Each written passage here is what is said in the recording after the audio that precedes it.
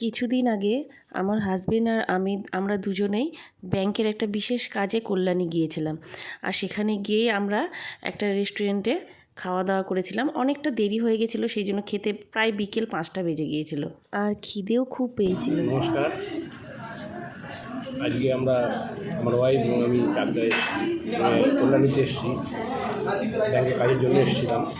একটা দেরি হওয়ার ফলে খিদেও প্রচুর পেয়েছে, তাই কাকেশ্বরী হোটেলে খেতে বসেছি।